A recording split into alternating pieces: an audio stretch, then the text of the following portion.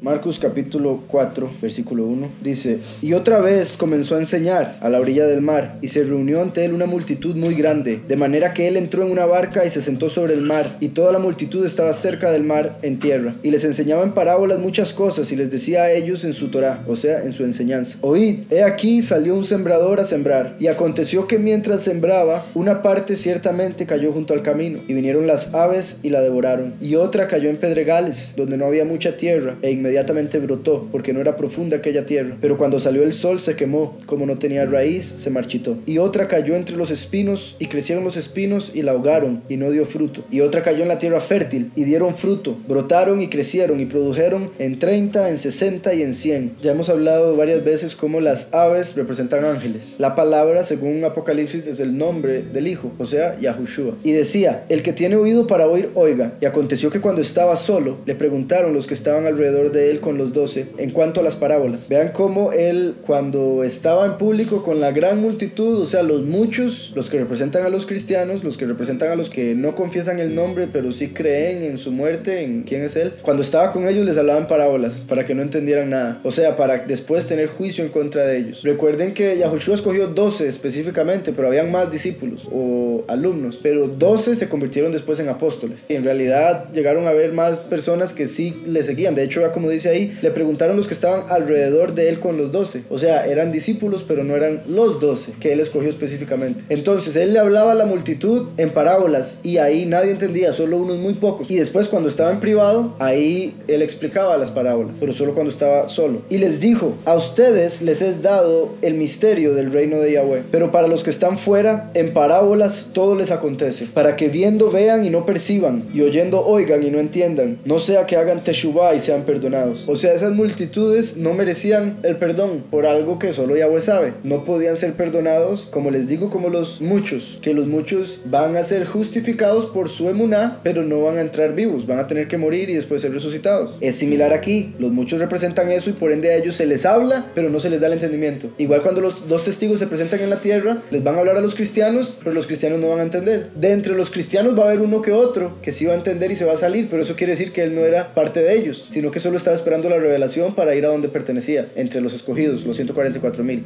Entonces Yahushua dice: a ustedes les es dado el misterio del reino de Yahweh, o sea, los pocos, los escogidos. Y vea que dice el misterio del reino de Yahweh, o sea, el misterio, la revelación para convertirse en rey en el reino de Yahweh. Pero para los que están fuera, que eso se puede ver como los escogidos estando en el lugar purísimo, y afuera del velo, los muchos en el lugar puro. Pero para los que están fuera, en parábolas todo les acontece, para que viendo vean y no perciban, y oyendo oigan y no entiendan, no sea que hagan teshuvá, o sea, arrepentimiento, y sean perdonados. Y esto es como lo que dice en Ishayahu 6:10, que dice: embota el corazón de este pueblo y endurece sus oídos y ciega sus ojos, para que no vean con sus ojos, ni oigan con sus oídos, ni su corazón entienda, ni se convierta y haya para él sanidad. Entonces aquí Yahushua estaba cumpliendo la profecía de Ishayahu, que les iba a hablar, pero Yahweh no les iba a dar el entendimiento, porque si les daba el entendimiento, se iban a arrepentir, iban a recibir sanidad, pero no merecían esa sanidad. No es que Yahweh no quiera, es que por sus acciones no la merecían. Dice: y les dijo: ¿no conocen esta parábola? ¿Cómo conocerán todas las parábolas? Aún ellos, que Yahweh les daba el misterio, no lo entendían. Yahushua se los tenía que explicar. Es sorprendente porque entonces él les hablaba a las multitudes y las multitudes no entendían, tampoco los discípulos. Y vemos que el mismo Yahushua se sorprendía de que no entendían. ¿No conocen esta parábola? ¿Cómo conocerán todas las parábolas?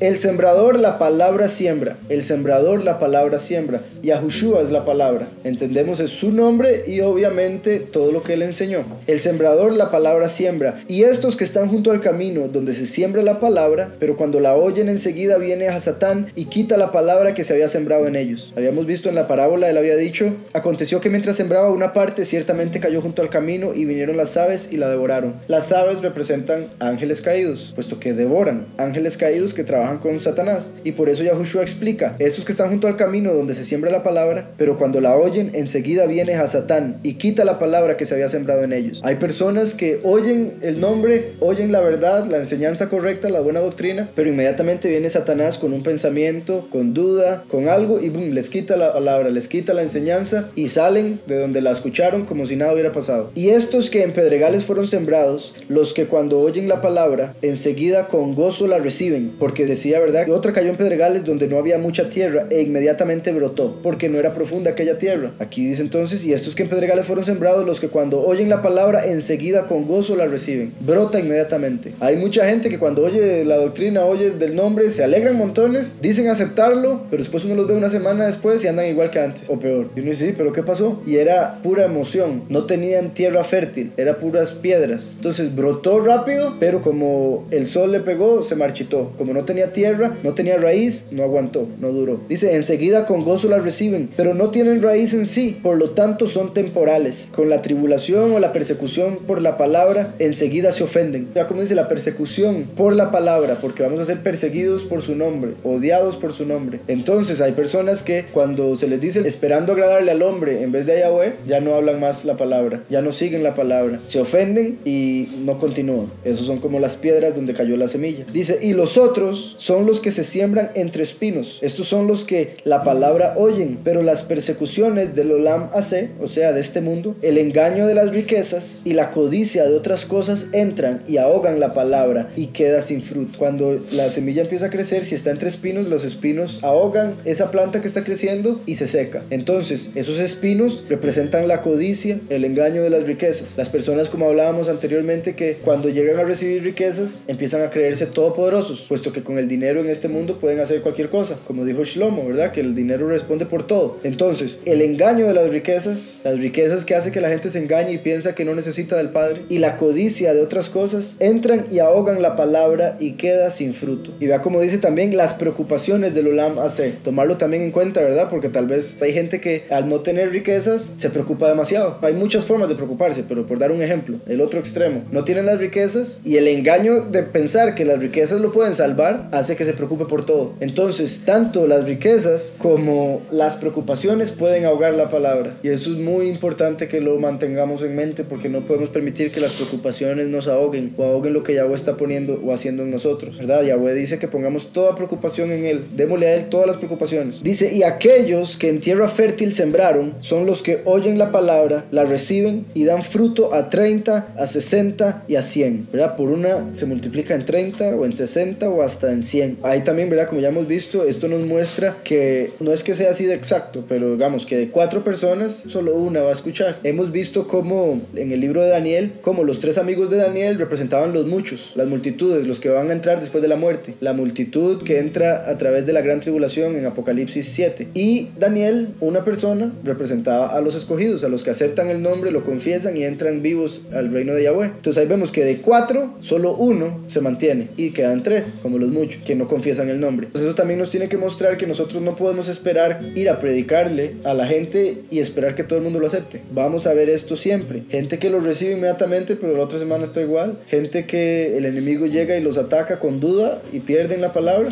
Y otros que por las preocupaciones del mundo o las riquezas son engañados. Dice, y les dijo, no se trae una candela para ponerla bajo el cajón, ni debajo del lecho. No es para sobre la menorá ponerla, candelabro, ¿verdad? Porque no hay nada secreto que no haya de ser manifestado. Tampoco hay nada que acontezca en lo oculto que no haya de ser revelado. El que tenga oídos para oír, oiga. Y eso, ¿verdad? Hablando de todo lo que el mal que hace la gente, y creen que por hacerlo en la oscuridad, por hacerlo escondidos, nunca va a salir a la luz, pero Yahweh todo lo ve, y en el juicio final eso va a salir a la luz. Algunas veces no, ni siquiera en el juicio final, durante esta vida va a ser revelado. Aún el hecho de que vean cómo Yahushua les decía a la gente, no digan nada a nadie de quién soy, pero eso iba a ser revelado eventualmente, va a ser revelado. Entonces no se trae una candela para ponerla bajo el cajón ni debajo del lecho. Yahushua siendo la luz no tenía que ser escondido. No es para sobre la menorá ponerlo, o sea, sobre la iglesia, porque no hay nada secreto que no haya de ser manifestado. Eso quiere decir también que todos los secretos de la Torah van a ser revelados eventualmente, cuando sea la voluntad del Padre. Tampoco hay nada que acontezca en lo oculto que no haya de ser revelado. El que tenga oídos para oír, oiga. Esto quiere decir también lo que hemos hablado, de que cuando uno hace una ofrenda o cuando le da algo a alguien, no hay que sonar trompeta enfrente de uno, sino que lo que uno haga con la mano derecha, que la mano izquierda no se dé cuenta, porque después Yahweh lo va a revelar. El que se humilla en lo oculto, Yahweh lo exalta en público, y el que se exalta, Yahweh lo humilla en público. También les dijo, prestad atención a lo que oís. Con la medida con que medís, seréis medidos vosotros, y se añadirá a vosotros. Porque al que tiene se le dará, pero al que no tiene, aún lo que tiene será quitado de él. Si uno juzga muy drásticamente, Yahweh lo va a juzgar drásticamente y todavía un poquito más. Mientras que si uno es misericordioso, Yahweh es misericordioso con uno y le agrega misericordia. Esto no quiere decir ser, como hemos visto por lo que nos dice Pablo en las cartas y demás, que a uno no le importe cómo actúe la gente o que uno permita lo que sea en la congregación. No se trata de eso, pero se trata de no condenar a la gente. Ya hemos hablado, ¿verdad?, la diferencia entre juzgar y condenar. Hay una diferencia entre juzgar o tener un sano juicio a condenar pensando que uno está mejor que los demás, considerándose mejor que otros. Entonces, con la medida con que medís seréis medidos vosotros y se añadirá a vosotros, porque al que tiene se le dará. Como les decía, al que tiene misericordia se le va a dar misericordia. Parece ser un toque contradictorio por el hecho de que no tiene, ¿cómo se le va a quitar? Pero se puede decir, se le quitará la vida, por ejemplo. Hay una persona que puede tener vida pero no tiene nada material, tiene algo que se le puede quitar, el alma. Y él dijo, así es el reino de Yahweh, como un hombre echando la semilla en la tierra. Aunque él se duerma y se levante por la noche y el día, la semilla brota y crece sin que él sepa cómo. Por sí misma la tierra da fruto, primero el tallo, luego la espiga, luego el trigo perfecto en la espiga. Pero cuando está listo el fruto, enseguida él envía la hoz, porque ha llegado la cosecha. Eso es como el final de los tiempos, ¿verdad? La cosecha es el final de los tiempos. Yahushua vino a dejar la semilla en la tierra. Él es la semilla. Él mismo dijo que así como la semilla cae en la tierra y tiene que morir para después germinar, sacar raíz y todo lo demás, Yahushua tenía que bajar a la tierra, morir para darnos a nosotros vida. Entonces dice, aunque él se duerma y se levante por la noche y el día, la semilla brota y crece sin que él sepa cómo. Esto es también importante ver que uno acepta la semilla. Si uno es tierra fértil, la semilla va a empezar a crecer sin que uno sepa cómo. Uno nada más tiene que encargarse de seguir en el camino del Padre. Y también, como Yahweh dice, él trabaja en el reposo. Entonces ven como ahí el sembrador iba y reposaba y la semilla estaba creciendo. Todo crece solo. Entonces, aunque él se duerme y se levante por la noche y el día, la semilla brota y crece sin que él sepa cómo. Por sí misma la tierra da fruto. Primero el tallo, luego la espiga, luego el trigo perfecto en la espiga. Poco a poco, tiene un proceso. Y hemos hablado también de cómo antes de ver el tallo, la raíz está creciendo bajo la tierra. Y eso ni siquiera se puede ver. Entonces, después de que uno recibe la semilla, hay un periodo en el que uno no necesariamente va a ver fruto, pongámosle, o no va a haber movimiento, porque está pasando bajo tierra. Pero cuando está listo el fruto, enseguida él envía la hoz, porque ha llegado la cosecha. Entonces, cuando ya los 144,000 hayan sido escogidos y tengan el nombre en sus frentes, Yahweh manda la hoz y hace la cosecha. De Apocalipsis 14. Y decía, ¿con qué compararemos el reino de Yahweh? ¿O con qué parábola lo representaremos? Es como un grano de mostaza, que cuando se siembra en la tierra, es la más pequeña de todas las semillas de la tierra. Y cuando es sembrada, crece y se convierte en la más grande de todas las hortalizas. Y echa ramas tan grandes que bajo su sombra las aves del cielo pueden descansar. En el reino de Yahweh las aves descansan, los ángeles están en el reino de Yahweh. Yahushua dijo que si tuviésemos la emuná como un grano de mostaza, podríamos decirle a una montaña que se eche en el mar y lo haría, o a una planta que se saque sus raíces y se plante en el mar. Entonces, una semilla de mostaza representa la emuná. Es como un grano de mostaza, o sea, es como la emuná que cuando se siembra en la tierra, cuando se siembra en nosotros la emuná, aunque sea pequeña, la más pequeña de todas las semillas de la tierra, cuando es sembrada crece y se convierte en la más grande de todas las hortalizas. Una vez que la emuná entre en nosotros, va a crecer y se va a convertir en lo más grande que nosotros nos podemos imaginar, lo mejor que nos podemos imaginar, la mayor recompensa. Y echa ramas tan grandes que bajo su sombra las aves del cielo pueden descansar. Y con muchas semejantes parábolas les hablaba de la palabra, conforme eran capaces de entender, pero sin parábolas no les hablaba. Sin embargo, aparte, a sus talmidim les explicaba todo, y les dijo ese mismo día, al acontecer de la tarde, pasemos al otro lado. Aquí es como,